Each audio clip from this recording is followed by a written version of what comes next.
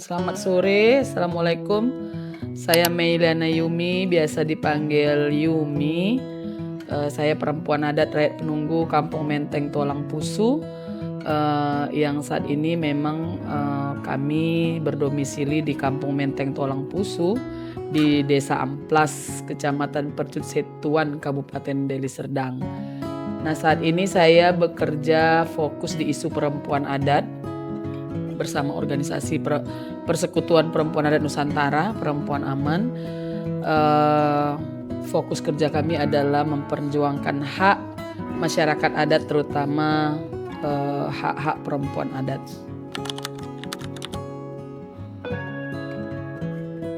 Kalau organisasi Perempuan Aman itu dideklarasikan di 16 April 2012, tepatnya di Tobelo, Halmahera Utara, Maluku Utara. Yang kenapa organisasi ini berdiri, Persekutuan Perempuan Adat Nusantara, yang disingkat Perempuan Aman, karena atas kesadaran perempuan adat membutuhkan satu ruang atau satu wadah untuk bisa saling berbagi, bertukar cerita, pengalaman, dan juga terutama memperjuangkan hak perempuan adat yang selama ini di masyarakat adat sendiri, perempuan adat ini masih dianggap sebagai pelengkap di komunitas masyarakat adat. Nah, justru suara-suara perempuan adat juga tidak tersampaikan ketika perempuan adat berjuang sendiri tanpa adanya satu wadah. Nah, dari pengalaman itulah akhirnya perempuan adat Nusantara bersepakat untuk mendeklarasikan organisasi ini. Kalau di kampung kami sendiri yang kami lakukan, kalau saya ya, bukan hanya di kampung saya sendiri ya, tapi saya jalan ke kampung-kampung di Sumatera Utara. Bagaimana supaya perempuan adat perannya ini juga bisa terlihat ya di kelembagaan adat, terutama kepada tetua adat gitu. Nah, yang sudah dilakukan itu tadi konsolidasi, pengorganisasian pastilah itu sebagai bentuk menunjukkan kekuatan kita ya sebagai satu kelompok masyarakat adat atau terutama perempuan adatnya yang memang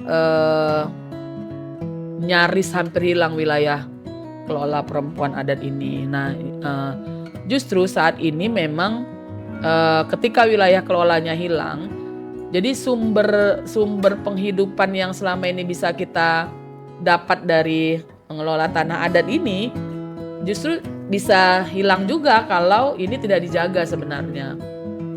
Nah, kalau capaiannya kami dari melakukan yang namanya tadi saya bilang pemetaan berbasis gender ini. Jadi data ini kita olah menjadi satu data yang akhirnya data inilah yang kami bawa ke desa-desa untuk bisa mendapat pengakuan terutama dari tingkat desa dulu kita mulai ya. Karena kalau kita langsung nanti ke provinsi atau ke kabupaten itu kan agak sulit ya.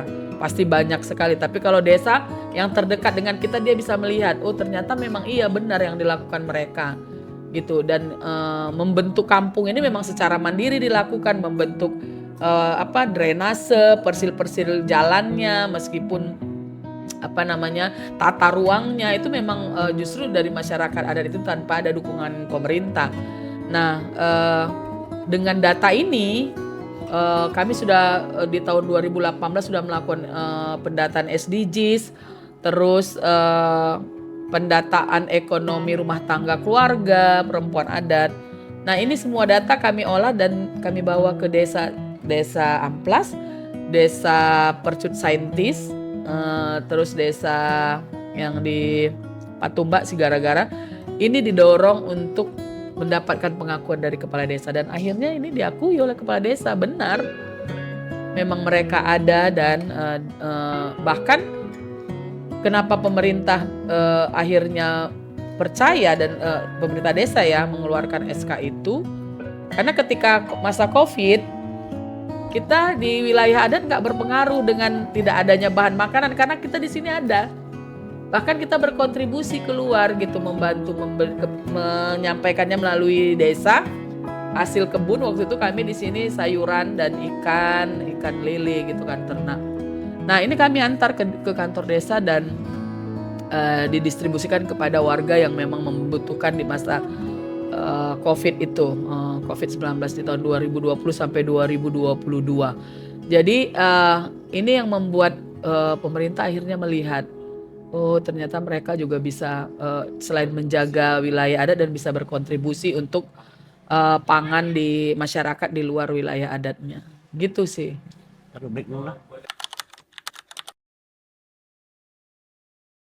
Kalau pengalaman saya mengkampanyekannya itu ketika kita menghadiri satu ruang publik ya, baik itu di daerah maupun di nasional, bahkan di tingkat internasional, global. Saya selalu mengkampanyekan terkait pentingnya wilayah kelola perempuan adat dan hak kolektif perempuan adat terus dijaga, dan terutama kami membutuhkan terkait hak kolektif dan wilayah kelola perempuan adat ini membutuhkan satu mekanisme hukum. Di dalam RUU Masyarakat Adat itu disebutkan hak kolektif perempuan adat ini juga harus diakui oleh negara, supaya di internal komunitas adat sendiri ini bisa melihat, bukan kita mau meng-HI, oh ini berarti milik kita nih perempuan adat yang boleh mengelola, nggak gitu. Tetapi sebenarnya tujuannya itu untuk menjaga seluruh wilayah adat yang tentunya terutama kebutuhan pangan dan air, semua itu kan dibutuhkan oleh seluruh masyarakat adat di komunitas kan.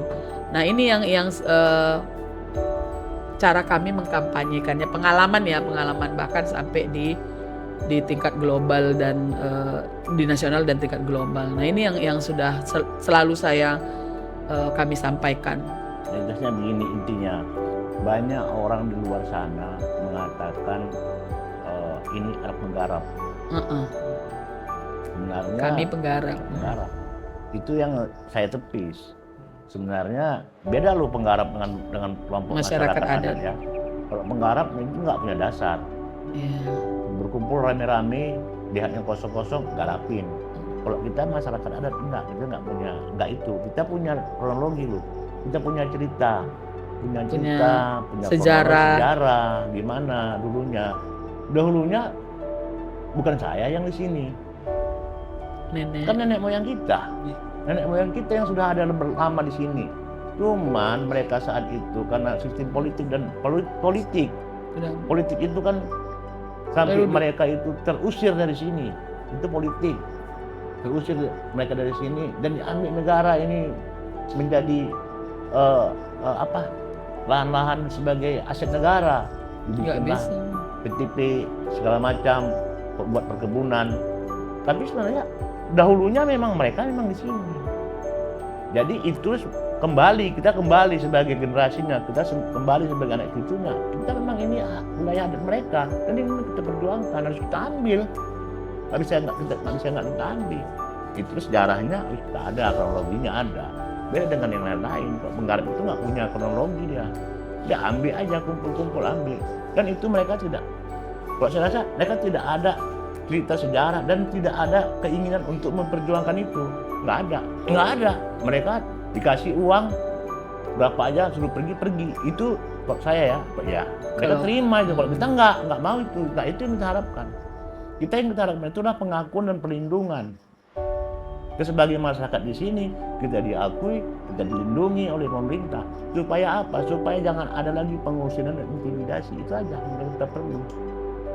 Mau mekanismenya gimana pemerintah nanti mau mengatur dalam arti kepemilikan itu biar mereka yang memberikan itu. Tapi kita cari dulu pengakuan dan perlindungan dari mana? Minimal dari pemerintah terkecil. Pemerintah terkecil itu apa? Desa. Dari dulu itu nggak ada dapat itu dari nenek moyang kita, dan memang nggak dikasih itu. Nggak dikasih. Dengan apa? Dengan Tidak adanya itu, segampang itulah mereka diusir dari tanah itu. Karena tidak ini dulu gini, kan ketika zaman sekarang itu kan yang diminta pemerintah itu kan administrasi ya. Ketika kita bilang ini tanah kami loh, tanah adat Contoh kami. begini, bertahun-tahun dia sudah mengelola tanah itu, dari mulai dia sampai anak cucunya. Tiba-tiba anak cucunya di situ sudah ada. Tiba-tiba datang orang dari luar, ngaku-ngaku itu tanah kami. Sementara nenek moyangnya sudah lahir di situ. Dengan alasan apa? Tidak ada kertas seponggol, sepotong kertas pun mengatakan itu mereka punya. Bersalah negara itu. Harusnya negara itu situ hadir. Hadir negara di situ mengatakan memang mereka di sini punya hak. Bukan harus diusir. Kalau diusir, mereka mau kemana? Yang nambah itu manusia, tanah itu nggak nambah-nambah. Itu aja. Yang kita butuhkan itu pengakuan pelindungan. Kalau nanti masalah hak kepemilikan, itu biar negara yang ngatur. Gimana mereka mau buat. Nah, itulah pentingnya pengakuan yang kita minta. Pengakuan dan pelindungan. Beda dengan kelompok-kelompok lain. Di sini banyak kelompok-kelompok. Yang kelompok-kelompok lain itu mereka nggak perlu itu. Perlu mereka surat tanah. Mereka mau surat tanah. Apa tujuan mereka perlu surat tanah? Mereka kalau nggak mau bisa mau jual lagi. Kalau masyarakat tanah wilayah adat nggak bisa diperjualbelikan karena dia ulayat turun temurun. Sama siapa diturunkan? Sama si Anu, sama si Anu, sama si Anu, sama cucunya, sama secara turun temurun. Jadi tidak bisa diperjualbelikan. Nggak bisa diperjualbelikan. Beda dia dengan tanah-tanah yang dikeluarkan oleh surat oleh pemerintah itu. Seperti surat SK desa, SK camat, itu berbeda dengan kita punya. Kita tidak itu kita harapkan. Syarat ini pengakuan perlindungan masyarakat adat, hak ulayat. Itu kita harapkan. Maksudnya apa? Supaya tanah ini terjaga dan tidak bisa dipakai oleh siapa kecuali oleh orang ulayat yang memakai itu. Nggak segampang-gampang itu dirugikan oleh korporasi. Oh, kami mau ambil wilayah adat itu, kami ganti rugi misalnya sekian duitnya, kalian pindah, kami yang berdiri. Nggak bisa. Itu yang kita mau. Yang kita mau nih kita di sini. Kita, anak cucu kita, bersama dengan yang lain, bersama dengan masyarakat yang lain. Itu salah satu ya. Dan itu tantangannya itu banyak. Tantangannya itu memang dari dalam sendiri. Ada yang mau, ada yang tidak. Itu tantangan kita juga. Internal kita itu. Kalau eksternalnya udah jelas. Eksternalnya udah jelas dari luar. Dari luar sudah jelas itu. Mereka mau dari korporasi itu udah ngintip-ngintip itu. Ini bisa nggak ini? Bisa nggak ini digeser? Bisa nggak ini digusur? Kita siapkan dana sekian banyak untuk mengusir mereka. Kalau itu yang diharapkan, ya kadang itu juga jadi bumerang. Itu juga yang bersinggungan dengan kita sebagai lembaga di sini. Kita punya lembaga di sini. Lembaga kita itu lembaga namanya lembaga masyarakat adat. Ada pengurusnya, ada dewannya, itu lembaga, struktur lembaganya ada. Ketika itu kita sampaikan di sini dengan orang-orang itu, mereka banyak yang setuju, banyak yang tidak. Itu tantangan salah satu. Pasti, perjuangan itu pasti ada yang pro dan ada yang kontra. Itu susahnya. Mensamakan visi misi ini yang susah. Apalagi dia tidak paham dengan sejarah dia.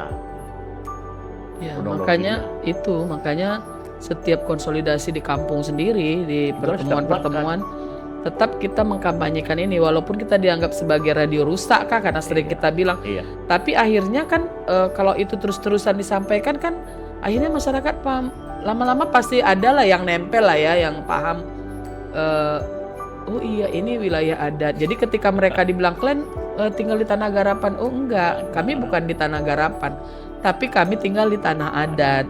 Nah, cara kami perempuan adat mengkampanyekan, kami kalau perempuan ya, terutama kaum ibu ini kan banyak ya organisasi keagamaan, misalnya pengajian-pengajian, baik itu di tingkat daerah provinsi Sumatera Utara, bahkan di kecamatan. Nah itu setiap bulan Ramadan itu pasti kami panggil ke kampung kami, berkolaborasi dengan kampung lain, di Masjid Raya Anu, di masjid kami sini.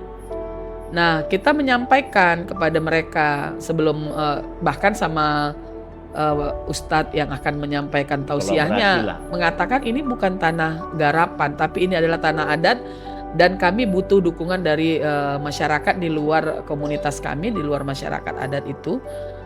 Dan akhirnya sudah ada 3 tahun ini berjalan, selama 3 tahun ini. Jadi setiap bulan Ramadan itu ibu-ibu yang dari seluruh Sumatera Utara ini Udah paham dia. udah datang nih kemari gitu setiap tahunnya untuk mendoakan. Paling tidak doa itu kan Kalau bisa dulu- ini ya, membantu juga memberikan kekuatan kepada kami masyarakat ada di sini. Ya, Iya. kalau dahulu mereka bilang, mereka nggak paham. Kalau dulu kita undang kemari dari mana-mana luar, mereka bilang Tanah Garapan. Tapi kami bilang itu bukan Tanah Garapan. Udah paham. Jadi ketika ada orang bilang Tanah Garapan, terutama saya stop, itu bukan Tanah Garapan. Kami kampung Ini adalah tanah adat. Ini adalah tanah adat. Karena di desa sendiri. Itu kampanye yang Karena selalu di desa kan kita kan masuk wilayah desa. Wilayah desa itu administrasinya itu wilayah desa. Desa Amplas namanya. Ada desa Amplas itu ada dusun satunya, ada dusun 1A, dusun 1 Senggani. Ada 1A. Dusun 1 Senggani, dusun 1 Tambak Rejo misalnya kan. Kita bilang kita tetap di dusun 1. Dusun 1 masyarakat adat, tanah adat. Itu kita minta sama desa. Kita di sini komunitas kita ini dusun 1. Dari dusun 1. Dusun 1 masyarakat adat. Kita minta itu dicatatkan. Pengakuan nama itu kita minta itu. Kita minta pengakuan Jadi nama. bukan kalau ada nyebutkan tinggal di Tanah Garapan, bukan. Itu tanah adat.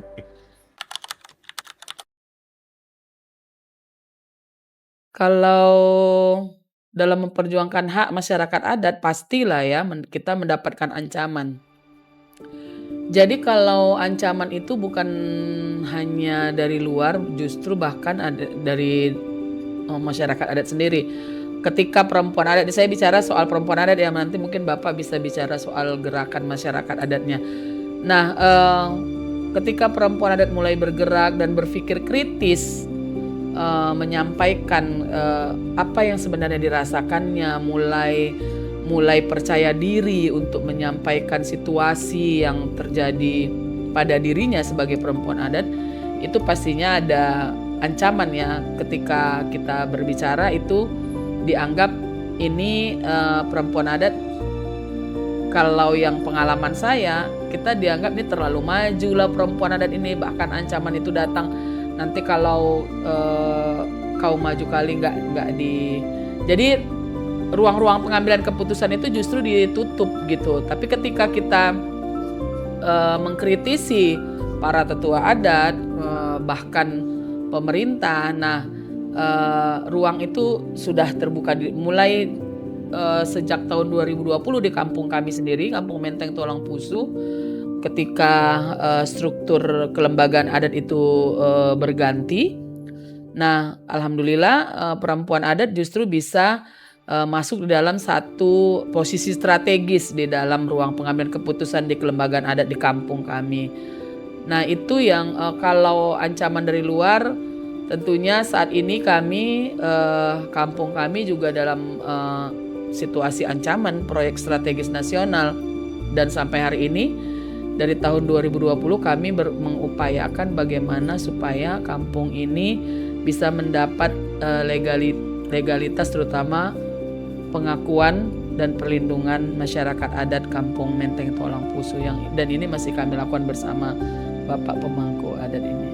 Mungkin tambahannya ada Pak? Ya, kalau soal perjuangan banyak sih sebenarnya ya konflik-konflik internal yang terjadi di masyarakat adat sendiri, baik dari seperti misalnya waktu itu kemarin ada dari PTPN ya, kemudian ada dari pemerintah juga, dari korporasi yang sebenarnya mereka itu menginginkan wilayah adat kita ini untuk mau dijadikan sebagai suatu proyek strategis negara atau PSN, atau untuk sebagai pengembangan wilayah yang dilaksanakan oleh pemerintah, misalnya berkolaborasi dengan usaha properti. Itu salah satu ancaman, dan itu perlunya sebenarnya itu yang mau kita kuatkan oleh pemerintah, supaya keberadaan masyarakat adat itu sebagai pengakuan dan perlindungan itu yang diraih oleh masyarakat adat. Saya rasa itu banyak sebenarnya konflik-konflik seperti itu banyak. Konflik-konflik itu bukan di awal-awal tahun seperti ini, di bawah-bawah tahun-tahun dari dahulu itu sudah ada konflik. Sudah 74 tahun perjuangan masyarakat adat rakyat Penunggung. Itu konfliknya sudah banyak. Pak pertama kemarin masyarakat adat yang diusir, yang mengerahkan kekuatan dari pemerintah seperti aparatur negara, aparat militer negara, itu semua dilibatkan di dalam. Untuk apa? Untuk mengusir masyarakat yang ada tinggal di sini. Sementara kita akui sendiri wilayah adat ini, tanah ini, wilayah ini adalah wilayah adat kita, tanah adat kita, dan itu memang harus kita perjuangkan. Nggak bisa kita lepas kepada yang lain. Itu ancamannya banyak sekali. Sekarang ini masih ada sebenarnya, cuman tidak segamblang seperti dahulu. Dahulu memang kalau nggak suka datang usir, pukulin kan gitu. Sekarang mungkin lebih persuasif ya. Lebih persuasif dan lembut, kita diminta untuk, karena udah ada regulasi dari pemerintah sendiri, dari Kementerian BPN/ATR juga untuk bisa mengidentifikasi wilayah-wilayah adat. Jadi kita sedang berupaya sampai hari ini untuk bagaimana bisa mendorong agar pemerintah mengakui dan melindungi masyarakat adat, terutama di kampung ini, di Kampung Menteng Tualang Pusu. Kalau dari ya dulu kita di tahun berapa? Di tahun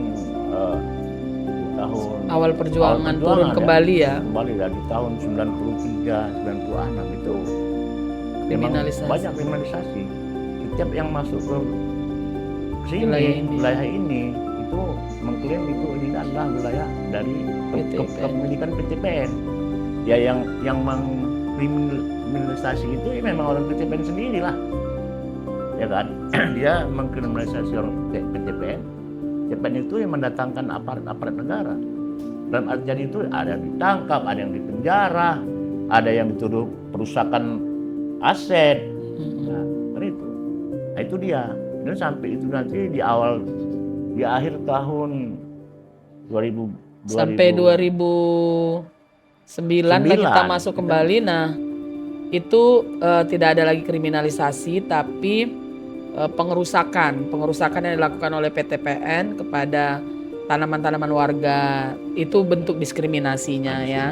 Tapi kalau kriminalisasi sampai hari ini di perjuangannya masyarakat adat Penunggu Kampung Menteng Tualang Pusu terutama, itu belum ada lagi kriminalisasi sampai sekarang, karena juga di tahun 2017 kemarin perempuan adat rakyat Penunggu bersama perempuan aman sempat berdiskusi dengan direksinya PTPN 2. Kami didampingi oleh Komnas Perempuan waktu itu. Kami menyatakan kami mempunyai dokumen semua terkait wilayah adat kami, dan di situ PTPN memang tidak banyak dia bahkan melihat warga sudah memiliki permukiman, sudah membentuk permukiman, membentuk kampung sendiri.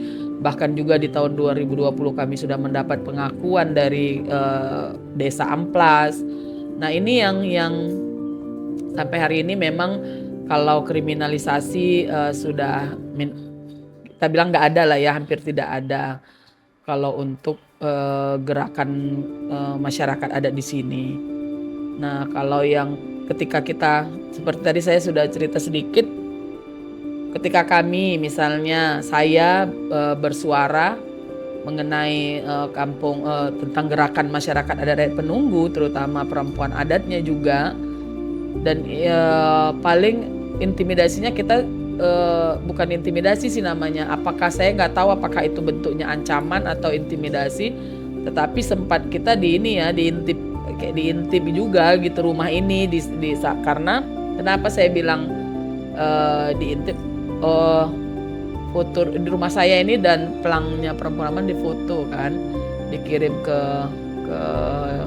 pemerintah kabupaten, Pemkab Deli Serdang, dan akhirnya Pemkab menegur kepala desa Amplas, dan kepala desa Amplasnya kebetulan kita dekat, kenal, dan akhirnya dia menanyakan ke kita gitu soal organisasinya sih sebenarnya, karena mungkin di Sumatera Utara ini yang bicara soal perjuangan perempuan adat secara keras itu kita dari saya terutama dan kawan-kawan perempuan adat dari penunggu ini agak cukup keras ya, selain kawan-kawan yang di Tanah Batak sih sebenarnya. Tapi karena melalui organisasi perempuan aman kita bisa saling membantu menyuarakan seperti kawan-kawan di Tanah Batak juga dan juga kawan-kawan yang di sini gitu di rakyat penunggu. Sebenarnya apa begini, pemerintah ini dia sebenarnya bingung juga dia. Bingung begini. Sebenarnya masyarakat adat itu ada apa enggak kan gitu. Makanya dia semenjak ada di sini kita kelompok komunitas masyarakat adat ini yang di bawah organisasi BPPI dan AMAN ini, mereka tuh bingung. Apa memang ada sih masyarakat adat di mana gitu? Apakah ada di Sumatera Utara ini, di Serdang ini? Bukankah ada di luar dari Sumatera ini gitu?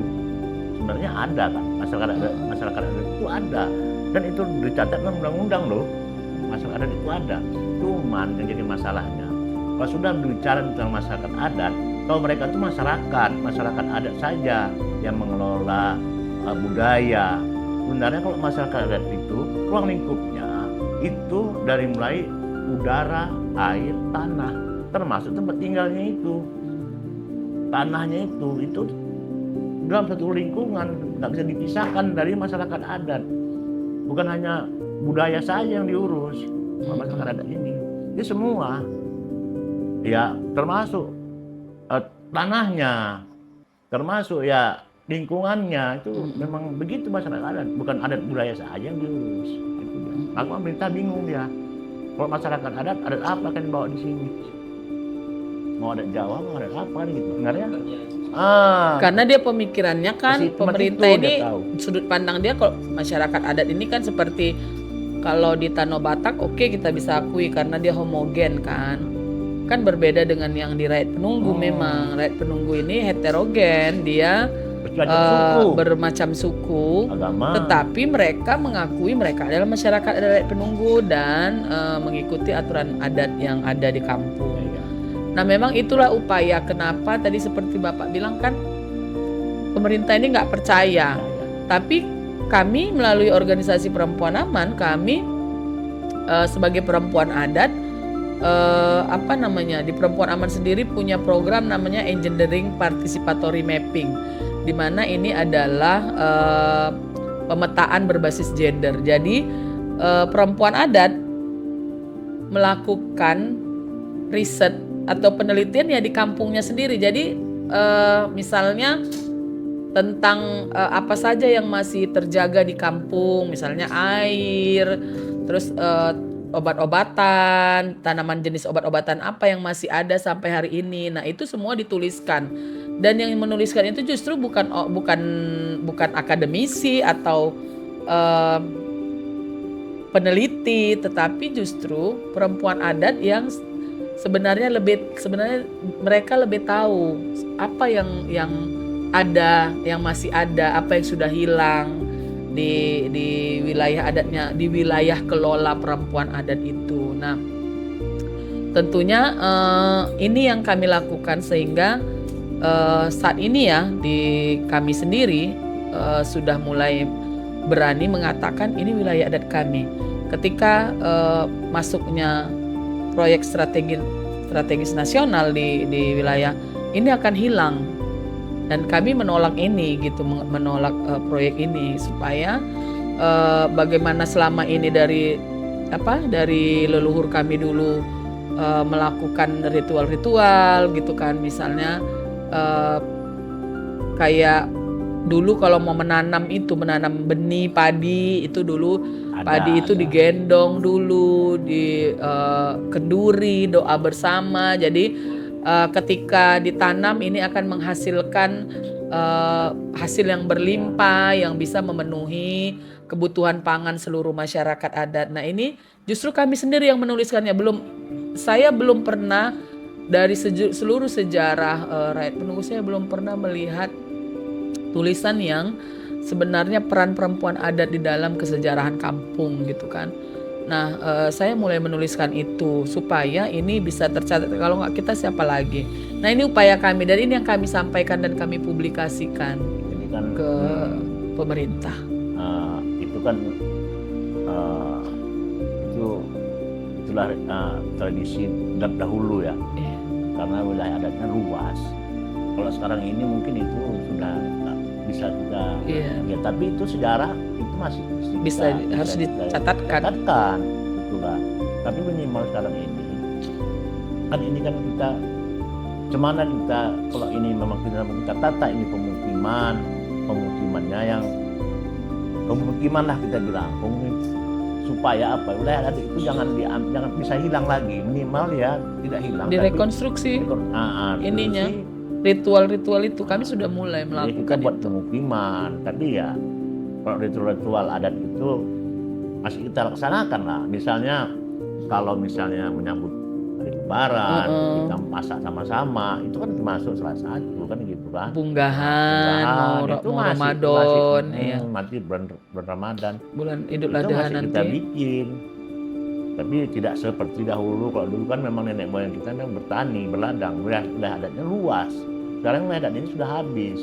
Artinya habis itu apa? Sudah pemukiman ya. Yang ada ini kita buat pemukiman, kita tata kembali untuk pemukiman masyarakat adat adat.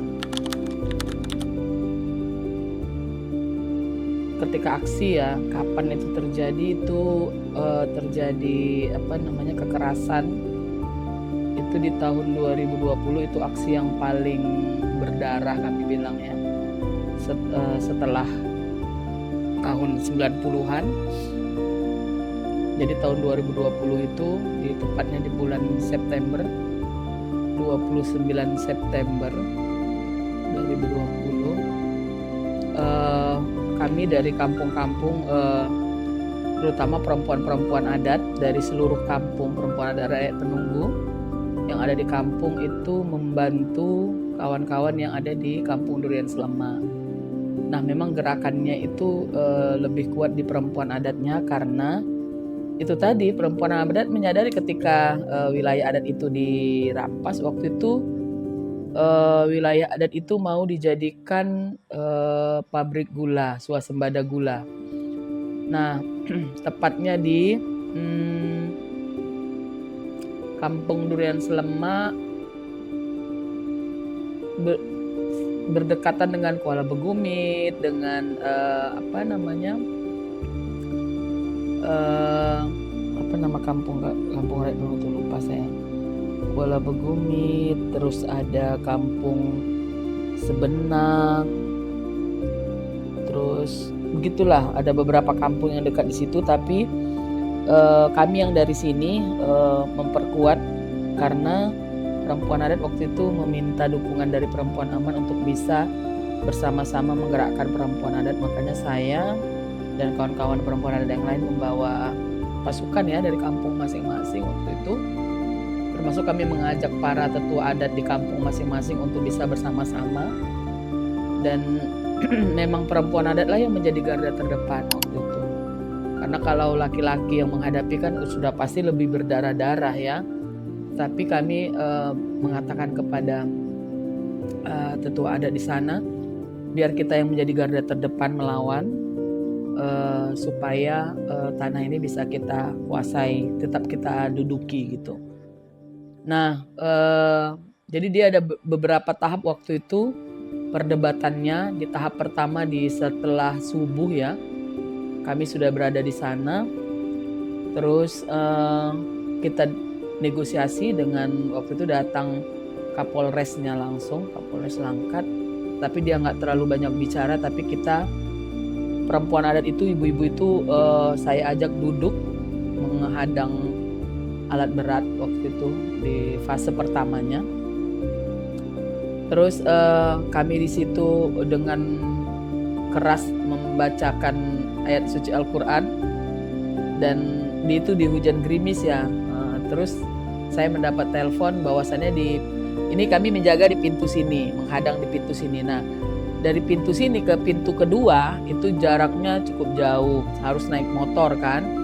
Jadi pada saat kawan-kawan ini menghadang di pintu pertama, saya dapat telepon bahwasannya di pintu kedua itu perempuan adat sudah mengalami kekerasan, sudah ditunjang oleh aparat kan. Terus udah dipijak-pijak, bahkan ada yang dilempar ke dalam paret karena menghalangi alat berat waktu itu. Nah, saya mengejar ke sana, lari. Saya nggak tahu di sana kok bisa jebol, saya nggak tahu karena kami berbagi 2 kelompok. Nah, saya kejar ke sana dan saya melihat di sana sudah alat berat sudah menghancurkan tanaman-tanaman masyarakat adat. Di situ ada tanaman jeruk yang seharusnya sudah bisa dipanen. Terus jagung yang sebenarnya seminggu lagi baru dipanen. Nah, itu sudah dihancurkan oleh alat berat, tetapi belum semua karena perempuan-perempuan adat itu menghadang alat berat tadi. Nah, terjadi lagi perdebatan di sana langsung dengan pihak PTPN 2 dan juga aparat di sana. Terus kita berdebat itu sekitar jam 10.30 lagi, saya ingat itu. Jam 10.30 kita berdebat habis-habisan dan akhirnya kita menyepakati untuk sama-sama mundur, pihak PTPN mundur dan kami juga mundur kembali ke Balai Adat di Durian Slemak. Nah, ketika kita sudah kembali ke Balai Adat dan berkumpul, nah di situ saya melihat perempuan-perempuan adat yang tadi mendapatkan kekerasan itu udah lembam-lembab kan, kakinya udah ada yang bengkak karena dihentak, dipijak gitu kan. Terus ada yang ditunjang, jadi ada di pahanya itu biru, ada yang di perutnya. Nah, itu saya meminta izin kepada tetua adat di sana untuk membawa kawan-kawan perempuan adat ini ke puskesmas. Nah, dari puskesmas kami akan melaporkan dari hasil visum ini ke Kapolres Langkat. Nah, ketika kami sudah sampai di Polres Langkat, saya mendapat kabar ternyata dari kawan-kawan yang di sini, yang dari kampung Menteng, Golong Pusu waktu itu, termasuk tetua-tetua adat itu menelepon saya dan suami saya sudah mengalami kekerasan fisik sampai berdarah-darah ya waktu itu bapak kan. Dan Faiza yang besar anak saya waktu itu ikut. Dia sempat saya cari juga hilang kan. Tapi alhamdulillah ternyata diselamatkan oleh kawan-kawan kita juga masyarakat adat. Tapi sempat hilang berapa jam gitu. Saya mencari, saya telepon kemana-mana nggak ada. Dan saya belum juga ketemu dengan suami waktu itu. Jadi saya meninggalkan kawan-kawan di Polres untuk tetap melapor. Saya mengejar ke lokasi karena katanya sudah chaos dan saya melihat di lokasi itu balai adat sudah hancur, sudah dihancurkan. Yang tadinya masih kokoh berdiri ketika kami berangkat ke puskesmas itu dihancurkan, habis kecuali musola. Jadi balai adat sudah hancur, yang sudah berdiri berpuluh tahun itu balai adat dihancurkan sama PTPN 2. Dan juga akhirnya saya mendapatkan suami saya di pos kesehatan desa gitu di di kampung pertumbukan di kampung sebelahnya. Jadi dilarikan di kampung sebelahnya, dilarikan oleh kawan-kawan juga karena khawatir nanti dipukuli terus, dihajar terus meninggal gitu kan. Jadi dia langsung dilarikan. Terus dia masih sadar juga, masih bisa bertahan lari dan di pos kesehatan itu akhirnya ternyata lebar juga di kepalanya kan, makanya banyak mengeluarkan darah. Nah di situ kami ketemu dan Faiza pun anak saya ketemu juga di situ semua di pos itu. Terus kami memutuskan untuk balik ke rumah tapi saya meminta kawan-kawan perempuan adat yang di sana untuk bisa segera memulihkan yang tadi, maksudnya berobat lah dulu gitu, nanti kita bicarakan selanjutnya. Dan akhirnya suami saya juga diminta untuk dibawa ke rumah sakit Bidadari waktu itu di Langkat. namanya Rumah Sakit Bidadari. Terus diperiksa juga dia mau dijahit kan, tapi saya bilang nggak usah dijahit dan dia nggak mau juga dijahit kan. Udah nggak apa-apa kalau dikasih obat, mudah-mudahan bisa nyatu lagi yang lebar tuh, luka lebar, saya bilang. Dan akhirnya kami pulang sampai Medan, hujan deras. Sampai Medan itu sekitar jam 2:30 malam. 2:30 malam, sampai rumah jam 3. Jam 3 malam sampai rumah sini jam 3 malam. Istirahat besoknya saya mulai ditelepon lah sama kawan-kawan, menanyakan kronologi dengan kawan-kawan dari kawan kita jaringan yang lain. Dan akhirnya, padahal sebelumnya saya sudah minta awalnya minta dukungan ya dari kawan-kawan untuk bisa bersama-sama kami pada saat aksi itu, tetapi memang banyak sekali karena sudah mau menuju akhir tahun, banyak sekali pekerjaan di lembaga masing-masing, jadi memang kami harus sendiri gitu, Perempuan Aman bersama Aman dan juga BPRPI gitu kan. Dan akhirnya di 2 hari kemudian saya kembali ke kampung itu untuk melihat kondisinya dan mulai menuliskan kronologis terjadinya. Terus kami mendorong melaporkan ke Polda langsung ketika diminta untuk agar suami saya bisa dihadirkan, saya tidak mengizinkan karena sebenarnya harus dikawal ya dengan pengacara yang cukup kuat. Tetapi karena kami juga nggak tahu pengacara yang cukup kuat itu siapa di antara teman-teman, jadi saya tidak mengizinkan, biarlah udah suami saya. Dan akhirnya ketika setelah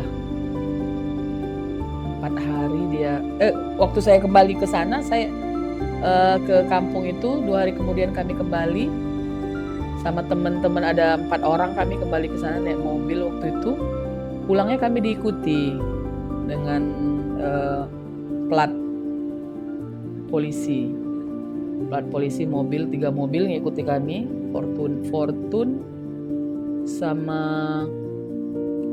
kalau nggak salah Fortune, Innova sama Pajero kalau nggak salah waktu itu. Kita diikuti karena mereka tahu ya mungkin mobil itu waktu kejadian itu ada di sana kali yang kami pakai itu. Jadi itu mobil salah satu pemangku adat dari kampung Batu Gajah. Terus kita diikuti, kami sadar ketika diikuti, jadi kami mencari tempat yang tidak jauh, maksudnya dari Langkat kami jalankan masuk tol. Terus supaya jangan sampai kita diikuti terus, kami keluar dari Marelan waktu itu, dari tol Marelan keluar masuk ke Kampung Terjun. Kebetulan di Kampung Terjun sedang ada ngumpul bersama BPRPI yang lain waktu itu. Jadi karena melihat kita sedang berkumpul rame, jadi dia mundur nih, 3 mobil yang tadinya sudah mau mundur kan, dia lihat, tapi dia sempat berhenti lama gitu menunggu kami gitu. Nah setelah mereka pergi 2 jam kemudian kami pun bergerak dari kampung itu. Tapi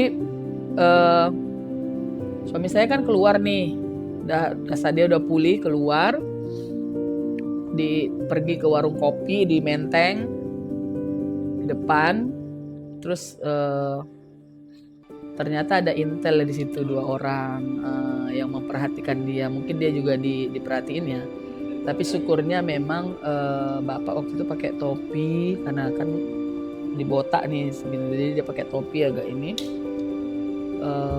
Terus syukurnya dia nggak diikuti lah waktu pulang. Jadi dia bilang ke saya tadi kayaknya ada intel, tapi saya nggak mau di warung kopi sama-sama minum kopi, tapi saya nggak mau cerita, dia bilang soal kejadian itu karena nanti takutnya tiba-tiba dia ditangkap tangan kan. Jadi karena saya sadar, dia bilang ada yang, karena kan orang asing ya gitu, dia langsung cepet pulang ke rumah keluarga yang di Menteng di situ. Dan sempat ditunggu juga sih dia di depan, di pinggir pasar gitu. Tapi saya bilang gak usah, dia telepon saya, gak usah keluar dulu, nggak usah pulang dulu sebentar, nanti kalau mereka sudah pergi baru kamu mau keluar, mau pulang. Dan sore hampir maghrib dilihatnya sudah tidak ada lagi, dia langsung cepat pulang ke rumah. Dia kesananya itu pas karena saya sedang di sana diikuti juga, jadi dia di sini juga diiniin.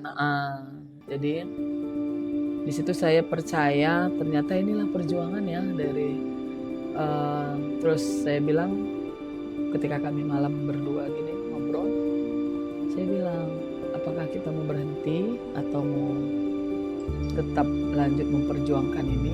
Dia Bapak bilang ya harus lanjut, nggak harus berhenti karena situasi ini gitu. Dan itu yang menguatkan saya ya sebagai perempuan adat juga, dan karena suami saya juga karena ini sebenarnya kalau dia kan memang penduduk asli ya di sini. Kalau kami kan nenek saya itu pendatang dari Jawa ke kampung ini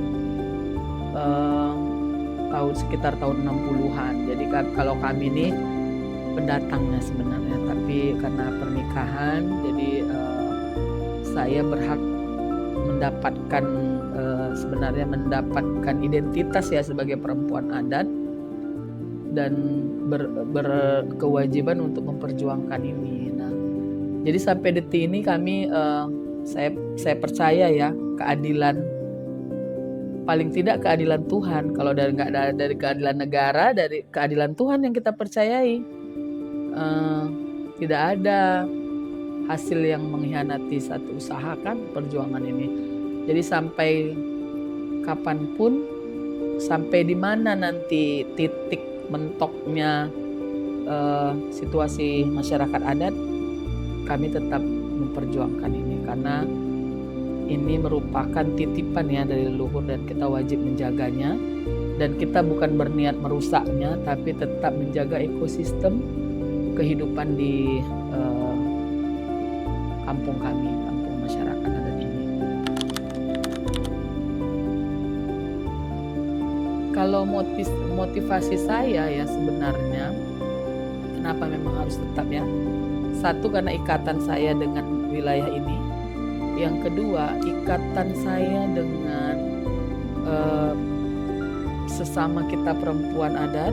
Yang ketiga, ikatan saya dengan organisasi perempuan aman. Saya merasa ketika saya hadir menjadi salah satu anggota di Perempuan Aman, saya melihat situasi ini bukan hanya tapi saya harus relevan ya, maksudnya saya bukan hanya melihat situasi di kampung saya, tapi juga di situasi perempuan adat di seluruh Nusantara. Nah ini yang menguatkan saya, dan kenapa saya harus mulai memahami ya gini ya, memahami ini loh situasi perempuan adat yang sebenarnya harus dilihat semua orang, bukan hanya pemerintah di Indonesia tapi bahkan di seluruh dunia harus dilihat nih situasi kita nih perempuan adat itu situasinya seperti ini. Mereka ini adalah aktor yang justru menjaga sumber hidup, menjaga agar air tetap dalam keadaan bersih dan bisa dikonsumsi, bukan hanya untuk keluarganya, tapi untuk komunitas adatnya, bahkan untuk seluruh umat manusia, terutama perempuan-perempuan adat yang berada di wilayah hutan, di wilayah kawasan hutan. Nah ini lebih apa ya, kita lebih kuat mereka, bagaimana mereka memperjuangkan hutan adatnya supaya jangan bisa habis atau hilang menjadi satu yang notabene katanya proyek tambang atau apa yang katanya mau mensejahterakan masyarakat, tapi itu nggak ada, nonsen. Jadi itu yang membuat saya, dan kenapa ya sebenarnya kenapa saya harus memang terus fokus dengan kerja ini, fokus dengan perempuan adat, fokus terus memperjuangkan, karena saya juga satu, saya perempuan adat, yang kedua sebenarnya profesi saya awalnya kan guru. Ketika saya mulai fokus di sini, bekerja di sini, melihat, mendengar, merasakan, akhirnya saya lebih memilih saya resign dari ngajar saya yang jelas sudah ada gajinya. Saya memilih sebagai lebih memilih untuk memperjuangkan hak saya sebagai perempuan adat yang tanpa sadar ya hampir hilang ketika kita tidak paham, tidak mengerti sejarah kampung, sejarah kita. Nah, setelah bergabung di Perempuan Aman dan bertemu banyak perempuan adat, dan saya baru meyakini, ternyata saya perempuan adat dan saya harus memperjuangkan ini sampai kapanpun, dimanapun. Nah, makanya kalau saya kemana-mana ketika nama saya disebut Yumi, pasti yang nempel, oh Perempuan Aman, oh Yumi itu kan perempuan adat Rakyat Penunggu gitu, oh Yumi itu kan kampungnya di sini. Nah, sebelum kita sebelum kita bisa percaya diri menyampaikan situasi kampung, justru kampung-kampung di Rakyat Penunggu ini nggak dikenal orang.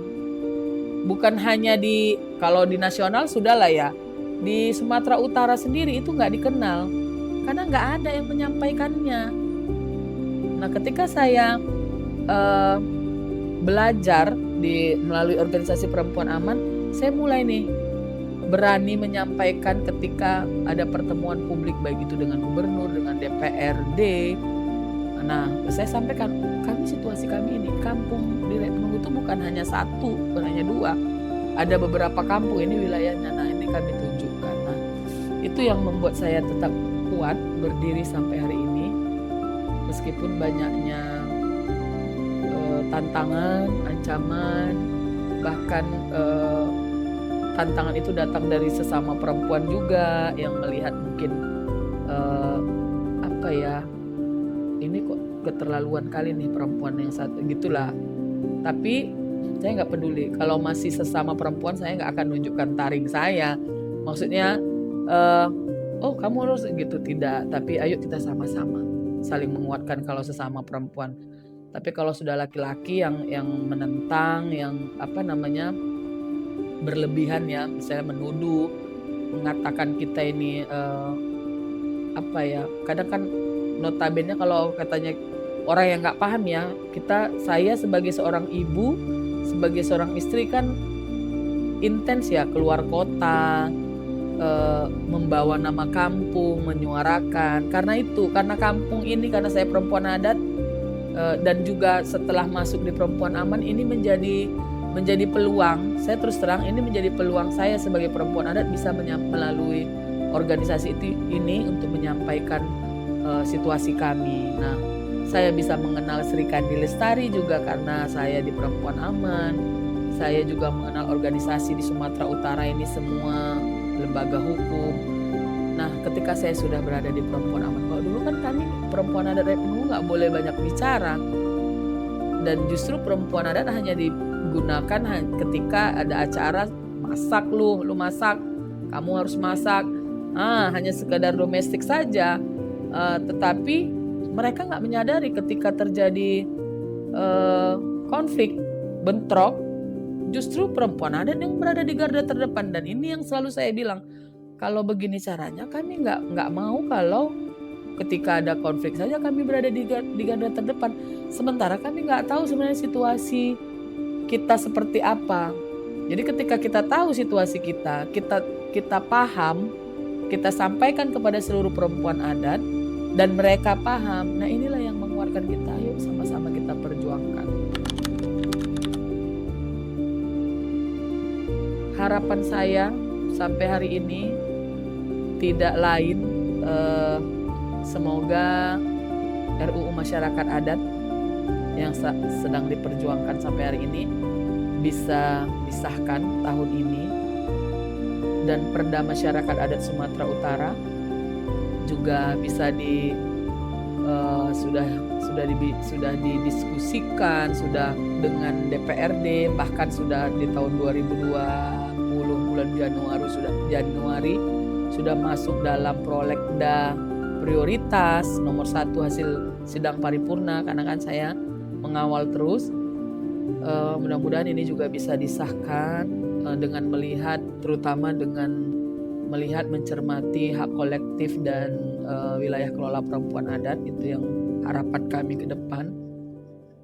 Dan kampung kami ini bisa terbebas dari segala ancaman, terutama adanya pengakuan dan perlindungan dari Pemkab Deli Serdang dan Pemprov Sumatera Utara, terutama untuk di Sumatera Utara.